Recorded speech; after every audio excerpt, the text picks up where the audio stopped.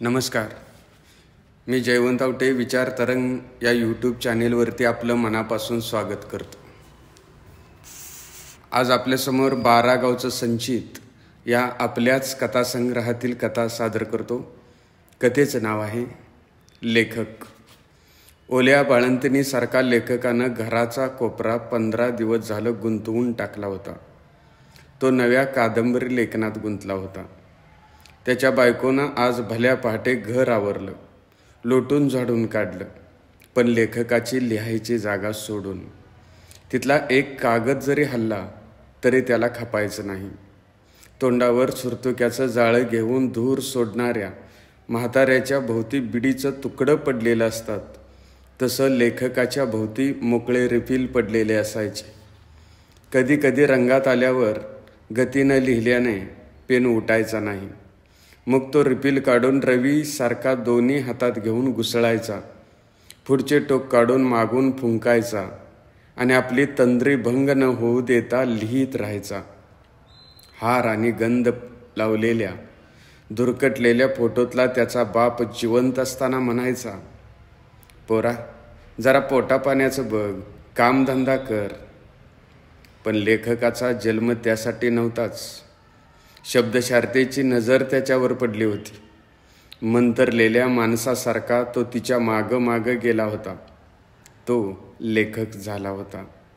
लहानपणी शिक्षकांनी शिकवलेल्या कविता तो घरी येऊन म्हणायचा. चुलत्या मलत्या कौतुकानं ऐकायच्या. त्याची माय तर त्याला कडेवर घेऊन गल्लीभर फिरायची. लेखाचं होणारं कौतुक काळजात साठवायची. हादग्या पंचमीची गाणी ऐकली म्हणजे तो शहारून जायचा आणि मोडक्या तोडक्या शब्दात तो स्वतः नवीन रचून सांगायचा.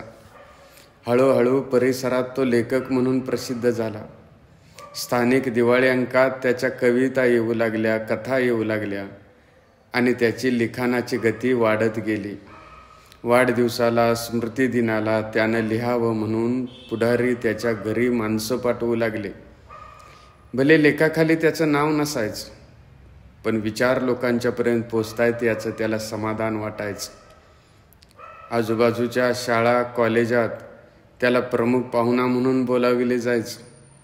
कोणत्याही कार्यक्रमात प्रमुख पाहुणे यायच्या अगोदर त्याला भाषण करायला लावलं जायचं. माणसं लेखकाचं तोंड भरून कौतुक करायची. पण या लकलकनेऱ्या दुनियेत त्याचं साहित्य प्रकाशित करायला कुणी तयार नव्हते. हस्तलिखिताचे गट्टे घराचे कोपरे अडवून बसले होते. म्हणूनच त्याला जगाला दिपवणारं साहित्य कादंबरीच्या निमित्तानं द्यायचं होतं. एखादी अशी कथा लिहायची होती ज्याचा विषय दुसऱ्या कुणी लिहायचा सोडाच, पण साधा चर्चेला सुद्धा नसेल. आजही तो तसाच लिहित बसला होता. उकळलेल्या चहाचा सुगंध त्याच्या नाकात शिरला आणि त्याचे दात सळसळायला लागले. ओल धरलेल्या भिंतीला टेकून त्याचं पाठवानी आता गारटलं होतं. बोटं मोडीत तो उठला आणि दोरीवर टाकलेली कपडे डोक्याला थटू नयेत म्हणून हातानंच बाजूला करीत बाहेर गेला. आता लख्ख उजाडलं होतं. त्यानं आळोखं पिळोखं दिलं. त्याची चाहूल लागताच अंगणातील कावळा उडून घरावर बसला. त्याच्याकडे पाहत लेखक पुटपुटला, बाळा शिळपाकं राहायला रात्री जेवण सोगळं बनायला लागतं. चुकीचं घर निवडलंस राजा. चूळ भरून तो आत आला. पोरगा अंथरुणाबाहेर येऊन पालथा झोपला होता. त्याला व्यवस्थित करून त्याच्या अंगावर रग घातली. तेलकट काळपट उशी बुडाखाली घेऊन तो सप्पई बसला. बायकोनं फुलपात्रात चहा ओतला. तो त्यानं गुमान हातात घेतला आणि खाली मान घालून फुंकू लागला. त्याला वाटत होतं बायकोनं आपल्याला काही एक काम सांगू नये, म्हणजे आज कादंबरीची 2 प्रकरणे सहज लिहून होतील. फक्त पैसा नाही म्हणून प्रियकराला सोडून धनधांडग्याशी लग्न करणाऱ्या नायिकेला प्रियकर शाश्वत आनंदाच्या गोष्टीचं वर्णन डोळ्यात पाणी आणून सांगतो. ती वाक्ये लेखकाच्या मनात तरंग उठवत होती. आज काय करताय? या शब्दांनी लेखक भानावर आला आणि हळूच पुटपुटला, काय करताय म्हणजे? अहो कुठंतरी काम बघा, असं घरात बसून चालतंय का? लेखक बोलला, होय खरं आहे तुझं, पण एका कादंबरीचं काम चालू आहे. मी स्वतःला विसरून गेलोय. आजपर्यंत जपलंस, थोडी साथ दे. भविष्यात होणाऱ्या माझ्या कौतुकाची आणि मान सन्मानाची तूच हक्कदार आहेस. बायको म्हणाली, मग पोराबाळांच्या पोटाला काय घालायचं? कौतुक आणि मान सन्मानानं पोट भरत नाही. लेखक हळूच पुटपुटला, होय नक्कीच पोट भरत नाही, पण कौतुक आणि मान सन्मान पोट भरण्यासाठी नसतातच. मुळे जगण्याची व लढण्याची प्रेरणा मान सन्मानानेच तर मिळते. धुरानं लाल झालेलं डोळं चोळीत बायको म्हणाली, तुम्ही लेखक आहे, तुम्हाला व्यवहारातलं कळतंय सगळं, तरीही कुणी स्तुती केली की तुम्हाला आनंद कसा काय होतो मला तर काय बाई समजत नाही. चहाचं फुलपात्र खाली ठेवत लेखक बोलला, लोक माझी स्तुती करत नाहीत, तर माझ्या लेखनाची करतात. मला माझं कौतुक करून घ्यायचं असतं तर रोज चौकात जाऊन उभा राहिलो असतो. आपल्या लेखनाचे कौतुक म्हणजे आपले बाळ दुसऱ्यानं कडेवर घेतल्यावर होणाऱ्या आनंदाच्या बरोबरीच असतं. ते सुख त्या आईला आणि लेखकालाच माहीत. मला दुसऱ्याकडे कामाला जायला कमीपणा वाटत नाही, पण हाती घेतलेलं लेखन हे सृजनशीलतेच असतं. अशा तंद्रीत कामावर गेलो तर काय साधणार? बायको म्हणाली, होय बाया, परवा म्हशीला कवळाभर हत्ती घास कापायला वड्या बांधावर घालवलं तर साठीभर काढून बसला असा. लेखक बोलला, हे असं होतं. बऱ्याच वेळेला लेखक हा तिसऱ्या अवस्थेतील दारोड्यासारखा असतो. तो काय करतोय हे त्याला समजत नाही. बायको बोलली, मग फक्त बसून लिहित दिवस घालवायचं? अगं आपल्या शेतात राबतोच की, मी कुठं नाही म्हणलोय. बायको म्हणाली, ते मी कुठं नाही म्हणल्या. लेखक मध्येच बोलला, आणि जनावरांचं धारा पाणी बघतोय. बायकोनं वळून त्याच्याकडे बघितलं आणि म्हणली, सगळं खरं आहे. मला हे गावात तुमची बायको म्हणून मान आहे, लेखकाची बायको म्हणून किंमत देतात. पण पावसानं कामं खोळंबली, रोजगार थांबला, महिना झालं घरात बसून आहे. आरावरल्या पापडागत होतं नव्हतं ते मोडून खाल्लं. आता दारात कोण भंडारा घेऊन आलं तर त्याच्या हातात टेकवायला रुपया नाही कमरेला, म्हणून म्हणलं. लेखक खाली बघून बोलला, होय होय सगळं खरं आहे तुझं. मला कळत नाही असं समजू नको. कादंबरीचं काम आता टिपेला आलंय. पूर्ण झाल्यावर प्रकाशांची आणि प्रकाशकांची रांग लागल. रांग हायच कुठं? बायको म्हणली, जे लिहिलंय ते विकून काय पैसे येत नाहीत का? लेखक हसून बोलला, ते विकायला कांदे बटाटे आहेत थोडेच, त्याला पैसे होतात, पण लौकिक झाल्यावर. अरे बाया, मग असंच दिवस काढायचं होय?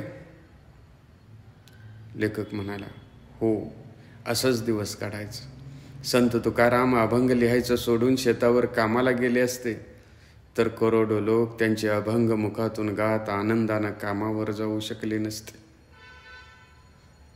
बायको बोलली, म्हणजे तुम्ही तुकाराम होणार होय? लेखक हसला आणि बोलला, अगं हिमालयाच्या पायथ्याशी उभा असलेल्या माणसाला त्याचे खुजेपण दुसऱ्यानं सांगायची गरज नसते. म्हणून मला माहीत आहे मी संत तुकाराम होऊ शकत नाही, पण तू मात्र त्या तुकोबाची आवली व्हावं असं मला वाटतं. लेखकाच्या नजरेला नजर न देता बायकोनं पाणावलेलं डोळं पदरानं पुसलं. कसा बसा लेखकानं चहा संपवला आणि पुन्हा जाग्यावर बसला. इतक्यात बायको म्हणाली, अहो असं बसताय काय? चहा पावडर घेऊन या दुकानातनं, आत्ता मंगलताईकडं आणली उसनी. चहा पावडर बरोबर 2-4 आखीव ताव आणता येतील म्हणून लेखक आनंदानं तयार झाला. कपडे घालून बराच वेळ तिथं गुटमळला. बायको म्हणाली, अहो जावा की. पैसे? अरे देवा, 10-20 रुपयेच नाहीत म्हणजे कमाल झाली तुमची. लेखक न बोलताच घराबाहेर पडला. पावसाळ्यात घर गळू नये म्हणून नेत्यांच्या निवडणुकीचा डिजिटल घरावर अंतरला होता. त्यामुळे घर उठून दिसत होतं. त्यानं मागं वळून त्यावरती ओझं म्हणून ठेवलेली लाकडं व्यवस्थित आहेत का पाहिलं आणि पुढं चालू लागला. काठीला खराटा बांधून ग्रामपंचायतीचे कामगार रस्ता लोटत होते. त्याने लेखकाचं अस्तित्व अमान्य केले आणि 10-5 रुपये मिळतील या आशेने पाटलाच्या दौलतीला वाकून नमस्कार घातला. हा प्रसंग कोणत्या तरी कथेत घालावा या कल्पनेने लेखक अपमानित होऊन सुद्धा मनातून सुखावला. सरळ मार्गी लेखक तसाच पुढे चालत असताना चव्हाणाच्या मालनने त्याला पाहिलं आणि अंगणात रांगोळी काढतानाच तिनं हाक मारली, भाऊजी बरं झालं भेटलासा, या चहा घ्यायला. नको वहिनी, आत्ताच घरात चहा घेतलाय. तसं नव्हं, जरा काम होतं तुमच्याकडं. लेखक नाला ओलांडून अंगणात गेला. अंगठा तुटलेली चप्पल नाल्याजवळ काढावी की पुढं उंबऱ्याजवळ या विचाराने तो गडबडला आणि चप्पल तिथंच दगडाचा आडोसा करून काढली आणि तो आत गेला. गादीवर पांढरे शुभ्र तक्के व्यवस्थित मांडले होते. ती परीट घडी विस्कटू नये म्हणून तो बाजूच्या स्टुलावर अंग चोरून बसला. किचनला मलमली पडदा होता. तो बाजूला सारून चहा आणि बिस्किट घेऊन मालन बाहेर आले. लेखक म्हणाला, चहाच द्या, बिस्किट नको. अहो घ्या, पोरगं पुडा फोडतंय आणि एखादं खाऊन तसंच ठेवतंय. सगळ्या किचनमध्ये फुटके पुढेच झालेत. लेखकाला आपल्या मुलाची आठवण झाली. कशीबशी 2 बिस्किटं घशात घालून त्याने चहा संपवला. मोकळा कप हातात घेऊन वहिनी बोलल्या, पोराला दिवाळीवर निबंध लिहून आणायला सांगितलं आहे. म्हटलं लेखकाला सांगावं, तुमच्याशिवाय गावात दुसरं कोण लिहिणार. लेखकानं होकारार्थी मान हलवली. त्याला मनापासून समाधान वाटलं. देतो वहिनी, 2 दिवसात एकदम झकास लिहून देतो. इतक्यात वहिनी म्हणाल्या, भाऊजी दिवाळीतल्या फराळाची यादी मी बंड्याजवळ पाठवून देते. तुम्हाला आणि काकींना लाडू चिवड्याशिवाय दुसरं काय माहिती असेल ना. लेखक तसाच बाहेर आला. वहिनीच्या बोलण्याचा अर्थ लावायला त्याला उसंत नव्हती. पैशापेक्षा प्रेम महत्त्वाचं, हे कादंबरीतल्या नायकाचे वाक्य अधिक कसदार कसे होईल या विचारात तो दंग होता. त्या तंद्रीतच तो दुकानाजवळ आला. पारुशा पोरांनी आणि महिलांनी दुकानं वेढले होते. लेखकानं घाई केली नाही. तो तसाच बाजूला उभा राहिला. रस्त्यावर दुधाच्या किटल्या घेऊन माणसांची ये जा चालली होती. बाजूच्या मारुतीच्या देवळासमोर चंदूशेठची गाडी हमखास यायची. शेठ हारपुले प्रसाद घेऊन खाली उतरायचा. त्याच्या सुस्तावलेल्या देहातून श्रीमंती कडलेल्या तुपासारखी नितळायची.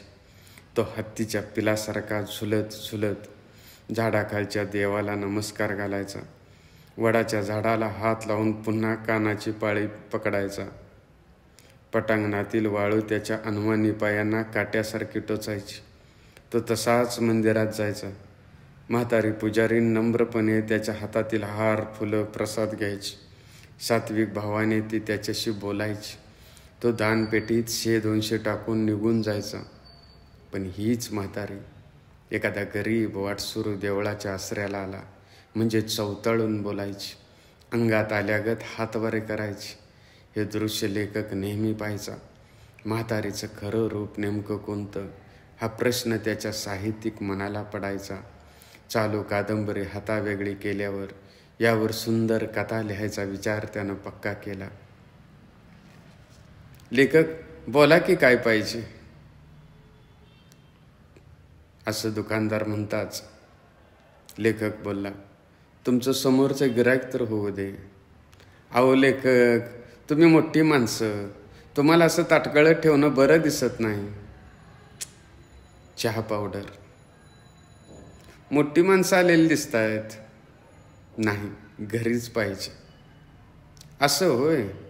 अहो तुम्ही मोठे लेखक, मग काय मोठी मोठी आसामी येणार तुमच्या दर्शनाला.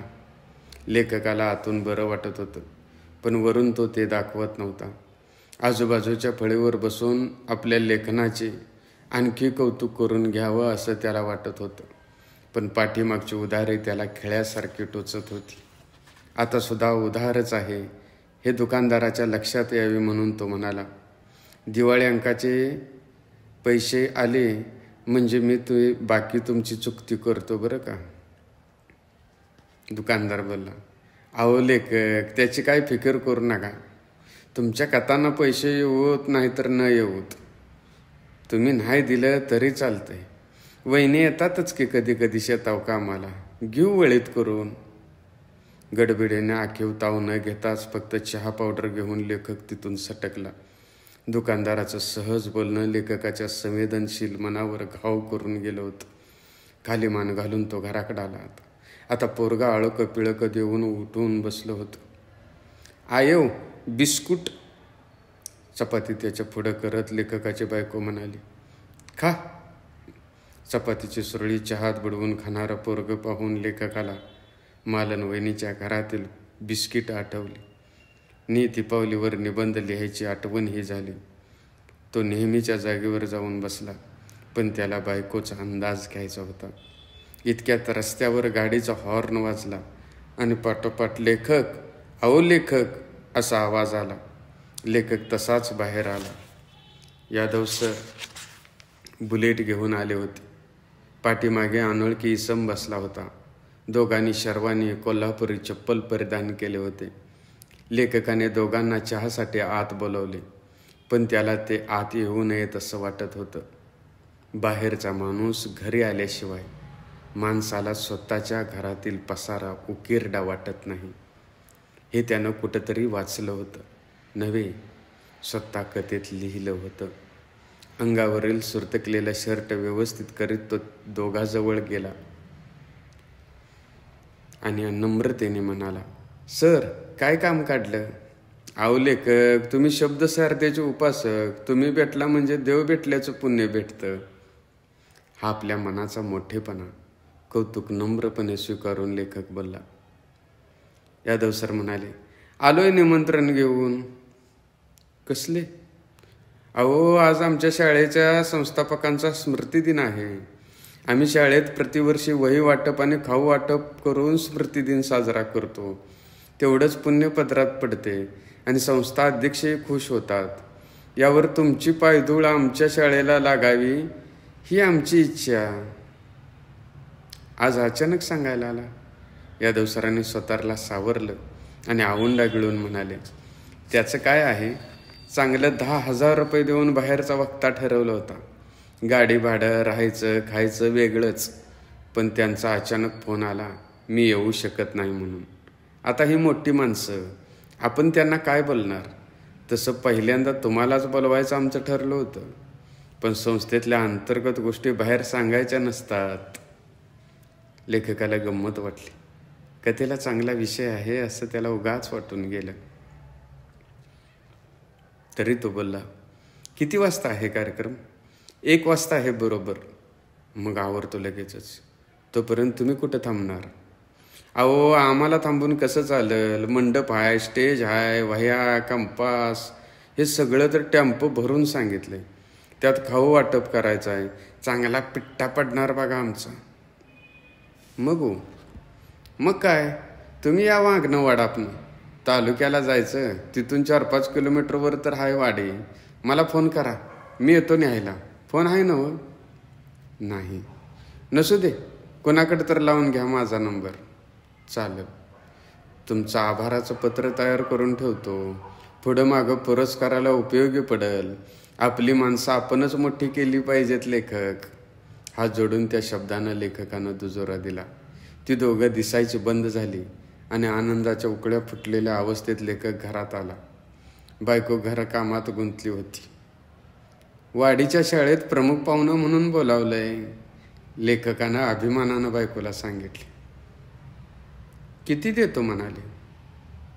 लेखक गडबडला. चाचरत बोलला, तसं काय बोलले नाही, पण अगोदरच्या पाहुण्याला 10,000 ठरवलं होतं. अचानक तो रद्द झालाय. आपल्याला 2,000 तर नक्की देतील. मग आवरा लवकर बाया, उगीच उशीर करू नका. 2,000 म्हणजे काय बारकी रक्कम झाली नाही. लेखकानं अंगावरील शर्टाकडे उजेडात बघितलं. तो शेतात घालायच्या लायकीचा होता हे त्याच्या लक्षात आलं. अगं एखादा चांगला शर्ट बघितलास का, असं म्हणून त्यानं दोरीवरील कापडे इकडं तिकडं विस्कटायला सुरुवात केली. उगाच अशी कापडे विस्कट नका. तिथं गटोळ्यात बघा असेल ताईसाहेबांच्या लग्नात घेतलेला, कार्यक्रमाला होईल म्हणून ठेवलेला, पण पुन्हा कुठला कार्यक्रम आणि कशाचं काय. लेखकाच्या लक्षात आलं आणि त्याला प्रचंड समाधान वाटलं. तो आदाशासारखा गोटोळं उचसू लागला. हातोबा दिसल्यावर त्याने शर्ट ओढून बाहेर काढला. पोरग खुशीत म्हणाले, बाबा खायला असतं का हो तिथं? होय, खाऊ वाटप सुद्धा आहे तिथं. मग मी येणार, असं म्हणून तो लेखकाच्या गळ्यात पडला. पोराच्या अचानक कृतीनं उकिडवा बसलेला लेखक गटोळ्यावर पडला. हसून लेखक म्हणाला, अरे गप बस, तिथं काय लगीन आहे होय? प्रमुख पाहुणा मुलाबाळासोबत घेऊन आलाय असं कळाल्यावर पोरं पोट धरून हसतील कथा सांगायच्या अगोदर. बाबा तुम्ही कार्यक्रमात पोरांना हसवता? होय, अगदी पोट धरून. मग घरात का मला हसवत नाही? बाळा, प्रपंचाचं हसं होतं तेव्हा स्वतःचं हसणं गायब होतं राजा. आपली कादंबरी प्रकाशित होईल तेव्हा आपलं आयुष्य बदलून जाईल आणि मग आपल्या हाशा टाळ्याने शेजारी कंटाळून पोलिसात तक्रार करतील बघ. मग अगोदरच लिहायचं, त्यांना आपली का गरिबी गेली नाही बरं? पोराला कुरवळीत लेखक बोलला, बाळ, प्रसिद्धीचं भाग्य घेऊनच साहित्य जन्माला येतं. नुसतं एखाद्या दर्जेदार साहित्याच्या नशिबात मान सन्मान.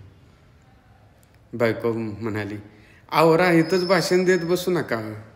बायको चहाचं भांडं बाहेर नेत हे बोललेलं पाहून लेखकानं शर्टाकडे पाहिलं.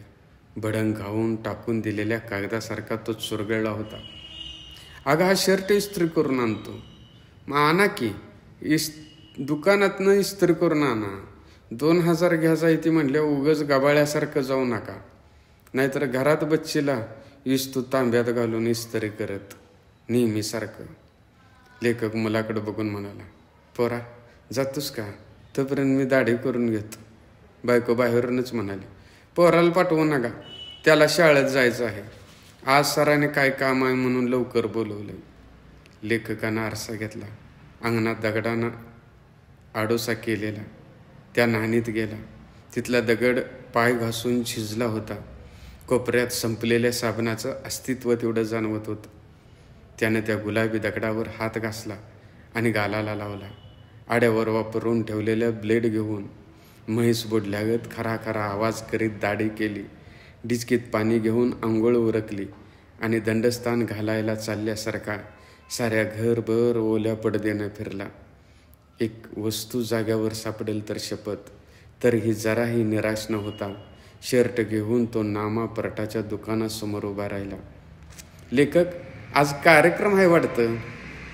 होय, वाडीला.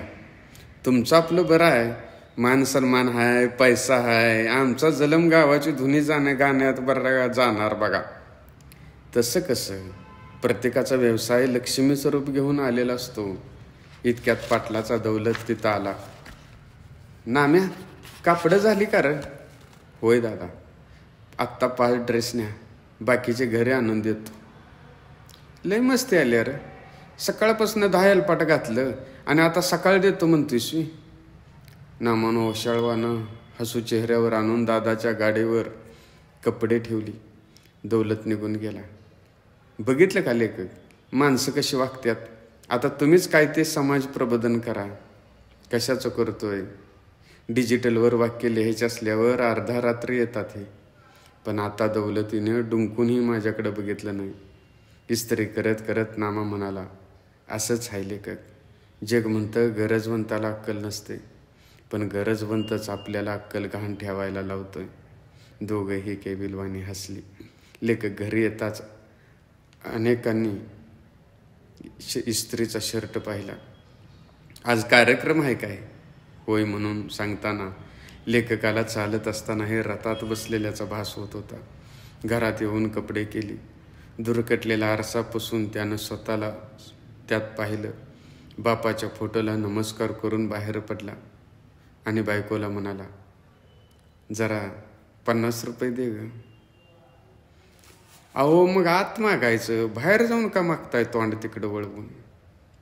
आणि माझ्याकडं असतं तर सकाळी चहा पावडरला दिलं असतं की. असं म्हणू नको. जाताना कुणा पुढं हात पसरूच सांग बरं. बायको मंगल वहिनीच्या घरी गेली. वहिनी प्लेटमध्ये मुलांना पोहे वाढत होती. लेखकाची बायको पाहून ती दचकली आणि बायको म्हणाली, काय काम काढलं सा? वहिनी, 50 रुपये पाहिजे होतं. का ग? त्यांना भाषणाचा कार्यक्रम आलाय, प्रमुख पाहुणे म्हणून. मग तू सुद्धा जाणार असशील? नाही, ते एकटंच जाणार आहेत. प्रमुख पाहुणे म्हणून जोडून बोलावतात की. नाही, पुरस्कार का काय असतं तेव्हा बोलावतात दोघांना. नशिबवान आहेस बाया, लेखकाची बायको झालीस. आम्हाला शाल दे आज मिळाल्यावर, असं म्हणून तिनं 50 रुपये हातात टेकवलं. लेखकाच्या बायकोला प्रचंड आनंद झाला. देते शाल आणि 50 रुपये संध्याकाळी, असं म्हणून ती घराकडे आली. बराच वेळ लेखक अंगणात उभा होता. 50ची नोट घेऊन बायको आलेली दिसली आणि त्याने चप्पल घातलं. जातो म्हणून तो तरा चालू लागला. 50 रुपये त्यानं 3दा खिशात व्यवस्थित आहेत का पाहिलं. शाल आणा देहनानं मंगलवहिनीनं मागितल्या. हो म्हणून तो चालत स्टँडवर आला. वडापची गाडी दिसताच लेखक तिथं गेला. 4-2 माणसं गाडीत बसली होती. लेखक, तालुक्याला येत आहे का? होय, येणार आहे. मग बसा की. अहो अजून माणसं आली नाहीत. किती वेळ बसायचं? मी कार्यक्रमाला निघालोय. अहो लेखक, तेल मागलंय, परवडत नाही. तुमच्यासारखं आम्हाला बोलून पैसे भेटत नाहीत. अजून 2-4 शिटा येऊ देत की. लेखकाला त्याच्या बोलण्याचं हसू आलं. तो आपल्याला गाडीवरून कोण तालुक्यापर्यंत सोडेल काही पाहू लागला. तेवढ्याच 10 रुपये वाचतील हा विचार त्याच्या डोक्यात आला. वडापाववाल्याच्या ते लक्षात आलं आणि तेव्हा म्हणला, लेखक, वडापाव तर खावा उभा राहून. लेखक गालात हसला आणि तसाच गप्प उभा राहिला. थोड्या वेळाने ड्रायव्हर म्हणाला, लेखक, बसा गरिबाच्या गाडीत, नाही शर्ट चुरगळत. तालुक्याच्या गावी आल्यावर लेखकानं कोणाकडं तरी विचारलं, यादव सरांचा फोन आहे का? तर ते म्हणाले नाही. मग सरांच्या लक्षात आलं की सरांनी आपल्याकडं त्यांचा नंबर दिला आहे. मग लेखकाने तो नंबर त्याला सांगितला. त्यावेळेला फोन लावल्यानंतर लेखक म्हणाला, सर मी आलोय. बरं झालं लेखक, तुम्ही वेळेचे पक्के आहात म्हणूनच समाजात तुम्हाला मान सन्मान आहे. आता असं करा, मी आहे गडबडीत, मला येता येत नाही. वाडीला येणाऱ्या कोणाला तरी हात करून या, आम्ही आहे इथंच तुमचं जंगीत स्वागत करायला. लेखकानं फोन ठेवला आणि तो वाडीच्या दिशेने चालू लागला. मागे पुढे कोणी नाही याचा अंदाज घेऊन त्याने चप्पल पिशवीत टाकलं आणि रस्त्यावरच्या लाल धुळीशी एकरूप झाला. महापुराच्या खुणा झाडा फांद्यावरती स्पष्ट दिसत होत्या. गर्वाचे काटे अंगावर घेऊन नदीचं कूळ काढणाऱ्या बोरी बाबळी क्षणात स्वतःचं मूळ गमावून बसल्या होत्या. तो फुलाच्या खबदाडीत उगवलेल्या पिंपळाच्या रोपाकडं एकटक पाहू लागला. अहो पाहुणं, काय असं बघताय एकटक? आवाज ऐकून लेखक मागे पाहून बोलला, हे पिंपळाचं रोप पाहतोय, ते काढून दुसरीकडे लावलं पाहिजे. त्याच्यामुळे फुलाला धोका निर्माण होईल. काय बोलताय पाहुणं? ते रोप केवढं, तो पूल केवढा? बरोबर आहे, पण त्या रोपाच्या इवल्याशा खोडाकडं, लुसलुशीत मुळाकडं आणि कोवळ्या पानाकडं आपण दुर्लक्ष केलं तर सातत्याच्या बळावर एक दिवस हा पूल उद्ध्वस्त होऊ शकतो. तेही खरंच आहे, असं म्हणून तो वाटसरू निघून गेला. लेखकाच्या मनात विचार आला, गावागावात असाच एक रोप वाढू पाहतोय. त्याच्या मीपणाच्या पानाकडं, पक्षपातीच्या खोडाकडं आणि जातीपातीच्या मुळाकडं आपण सोयीस्करित्या दुर्लक्ष करू लागलो तर एक दिवस हा माणसाशी जोडणारा माणुसकीचा पूल उद्ध्वस्त झाल्याशिवाय राहणार नाही. ह्या विचारातच लेखकानं पूल चालत पार केला. खाली जाऊन त्यानं हातपाय स्वच्छ धुतलं आणि शाळेचा पत्ता विचारित गेटजवळ आला. त्याला आपण पत्ता चुकतो आहोत की काय असा प्रश्न पडला. पटांगणात मंडप नव्हता, स्टेज नव्हतं. यादव सरांची बुलेट पाहून तो आत आला. लाल आणि निळा पेन खिशाला अडकविलेल्या सरांनी त्याच्याकडे पाहिलं आणि कोण पाहिजे हे हातानेच विचारले. मी लेखक, आजचा प्रमुख पाहुणा. असं का? तिकडं ऑफिसमध्ये जावा. फुलांच्या कुंड्यांना वळसा घालून लेखक ऑफिस समोर आला. पिंपातलं पाणी घाटाघाटा पिऊन आत डोकावला. फाईलमध्ये डोकं घालून बसलेल्या मुख्याध्यापकांची चाहूल लागताच तो ततच थांबला. मुख्याध्यापक साहेबांनी वर पाहिलं. कोण? मी लेखक. या, असं म्हणून बेल वाजवली.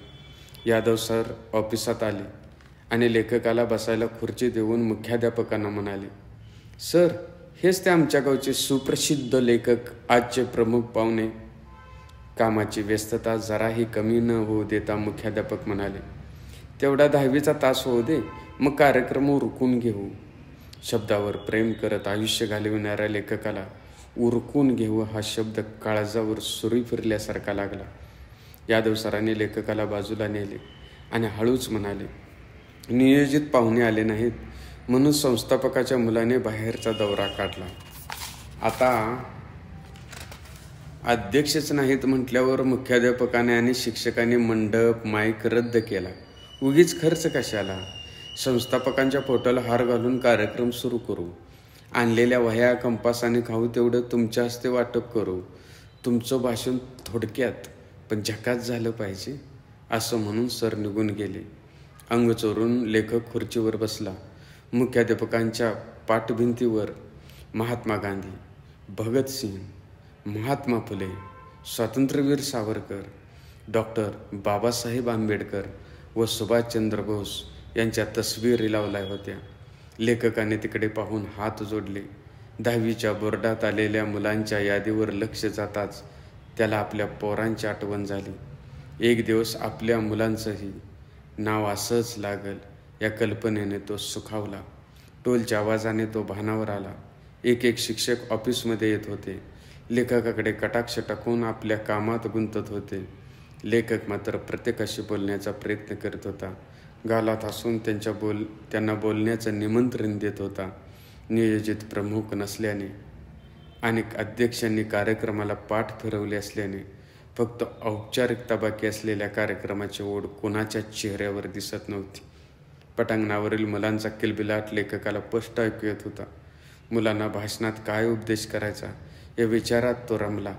इतक्या 2 मुली गोल बिल्ला घेऊन आल्या आणि थरथरच्या हाताने त्याने लेखकाच्या खिशाला लावल्या. इतक्यात यादव सर म्हणाले, मुलींनो, ताट कुठं आहे? आरती कुठं आहे? पाहुण्यांचं औक्षण करायचं आहे की नाही?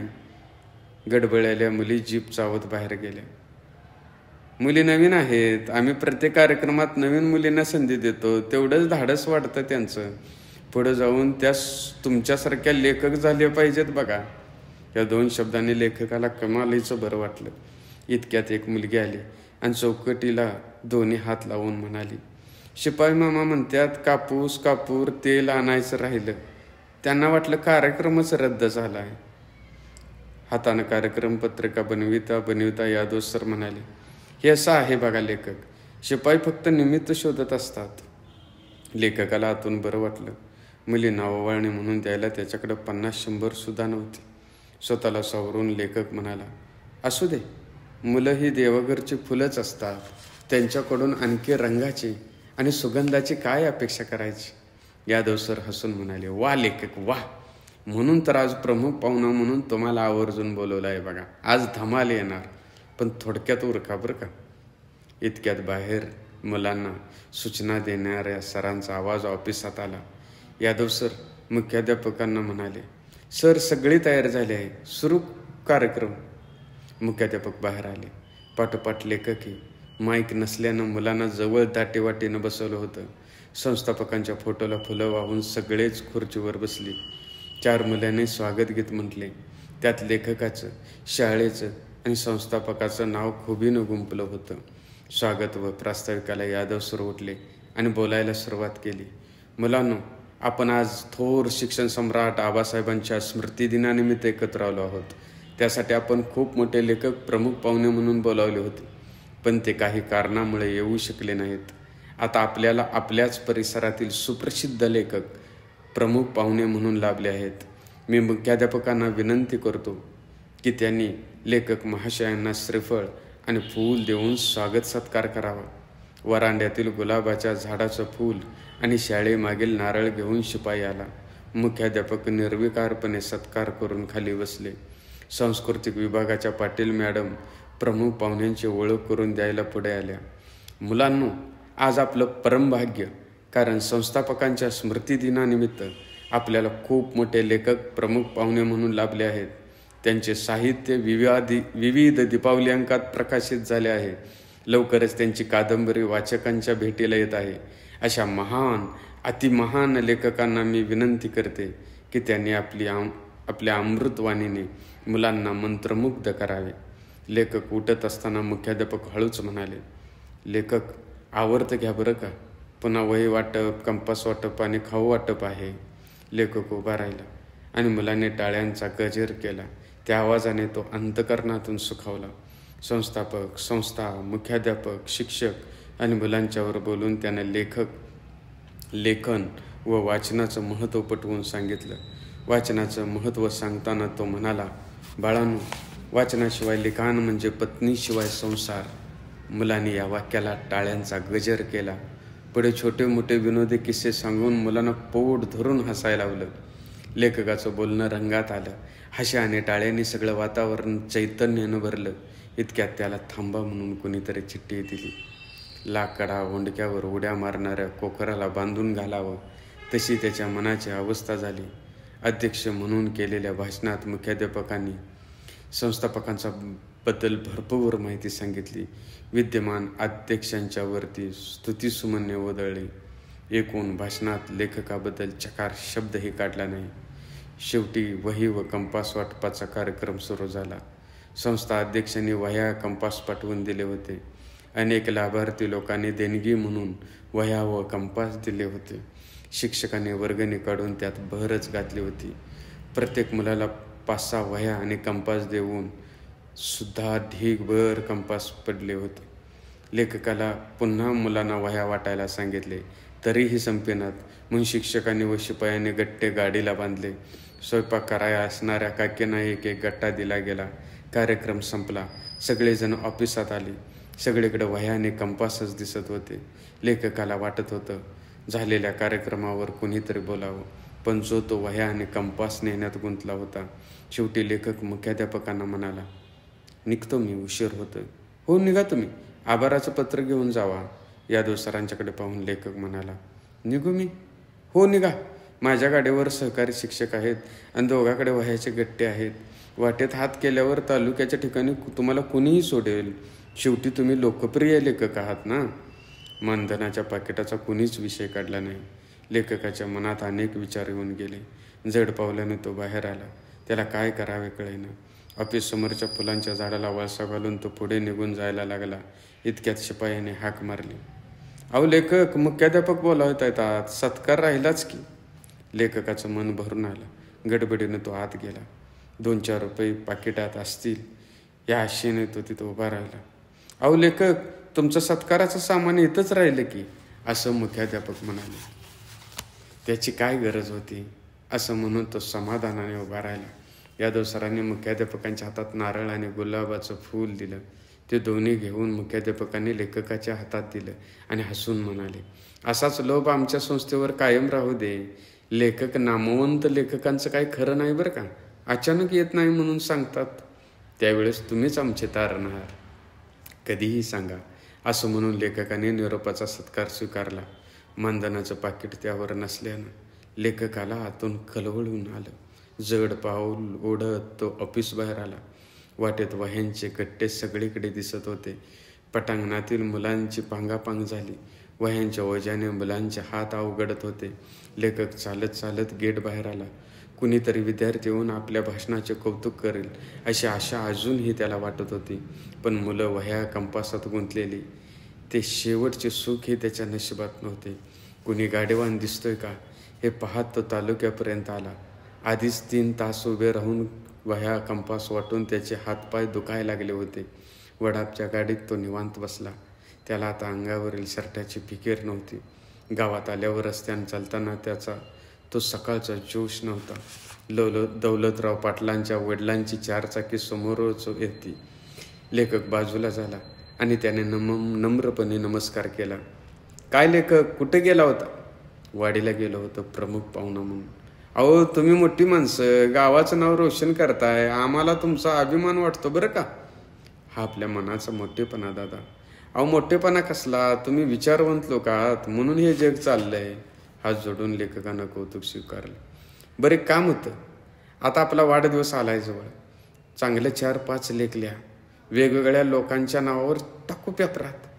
महात्मा गांधी, राजश्री शाहू, डॉक्टर बाबासाहेब आंबेडकर साहेबांचं नाव टाकायला विसरू नका काय. आणि आधीमध्ये छत्रपती शिवाजी महाराजांचा उल्लेखही करायचा. जिल्हा परिषद निवडणूक जवळ आल्या, हायगाय करून चालायचे नाही. बघा, करा म्हणजे झालं. हो दादा, लिहितो की. लिहा लिहा. अहो, तुम्ही शब्दप्रभू, ते काम तुमच्याशिवाय कुणाला जमणार नाही बघा. म्हणून तर गावात तुमचा अभिमान आहे आणि सगळ्याला तुमची किंमत आहे. आता थांबू नका बरं का. 2 दिवसात 4 लेख 4 पेपरात टाका. लाख रुपयाच्या जाहिराती देऊ. पहिल्या पानावर जाहिरात, आत तुमचा लेख. मग झालं तर. लेखकानं हात जोडले आणि तो पुढे चालू लागला. दिवसभर वह्या वाटून शिनलेला लेखक तसाच पुढे चालत राहिला. मारुतीच्या देवळाजवळ आल्यावर लेखकाला पोराला बिस्किटचा पुडा घ्यायचं त्याच्या मनात आलं. पण दुकानदार आजच्या कार्यक्रमाचे मानधन किती मिळाले विचारेल म्हणून तो तसाच पुढे गेला. घरी गेल्यावर लेखकाला दौलतीच्या दादासाठी 2-3 लेख लिहायचे होते. मालन वहिनीसाठी दीपावलीचा निबंध लिहायचा होता. कादंबरी ऐन टिपेला आली होती, ती पूर्ण करायची होती. दिवसभर वह्या कंपास वाटून त्याचे हात दुखत होते. आयुष्यात पहिल्यांदाच त्याने एवढे कंपास आणि वह्या पाहिल्या होत्या. तो तसाच चालत घरापर्यंत आला. घर उघडच होतं. त्याची नजर घरभर फिरली. बायको तर घरात नव्हती. मग दार उघडं कसं म्हणून त्यानं घरामागं जाऊन पाहिलं. पोरगं केरात काहीतरी हुडकत होतं. अरे, शाळा तर 5ला सुटते की, आणि तू घरात कसा? गेलो होतो शाळेत. मग मागं का आलास? माझ्याकडे वही नाही, कंपास नाही, म्हणून घरला पाठवलं सराने. कोंबडीनं उकरडा उत्सवा तसा केर उदसणाऱ्या पोराला केरात मोडका कंपास सापडला. हिरा सापडल्यासारखं त्याचं डोळे चमकलं. तांबरलेला मोडका कंपास पोरानं धुण्यासाठी घेतला आणि लेखकाच्या डोळ्यासमोर दिवसभराच्या वह्या कंपास चांदण्यासारखे चमकू लागले. त्याच्या हातातून नारळ आणि गुलाब खाली पडला. तरीही त्याला त्या नारळाचं ओझं लागलं नाही की गुलाबाचं काटं टोचलं नाहीत. त्याचं पाय बधीर झालं होतं. त्याच्या डोक्यात प्रतिभेची, चैतन्याची वीज चमकून गेली. दिवसभर वह्या आणि कंपास वाटून थकलेल्या हाताला 10 हत्तीचं बळ संचारलं. तो बेभान होऊन लेखनाच्या जागेवर जाऊन बसला. पोटच्या पोराला उघड्यावर टाकल्यावर, बायकोच्या आयुष्याची लखतर केल्यावर, जन्मदात्या आई वडिलांच्या स्वप्नांची रांगोळी केल्यावर, दुःख आणि वेदनांचा समुद्र ओलांडल्यावर, शब्द शारदेने जगात कोणत्याही साहित्यिकाला सुचला नसेल असा विषय त्याला कथेसाठी दान दिला होता. लेखक म्हणून तो धन्य झाला होता. लेखक म्हणून तो धन्य झाला होता.